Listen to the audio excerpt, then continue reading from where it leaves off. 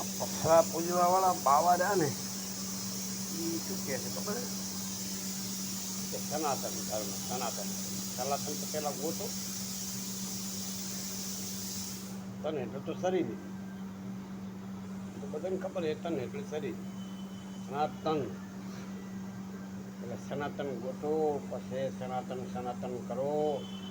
સનાતન તમને જળશે એટલે તમારા પથરા પૂજવા બંધ થશે ત્યાં સુધી તમારા પથરા પૂજવા બંધ થશે નહીં સનાતન નહીં જળે ત્યાં સુધી પથરા પૂજ્યા રાખો એમ તો કરો મજા એમાં સનાતન છે પથરામાં તમને સનાતન પથરામાં દેખાય છે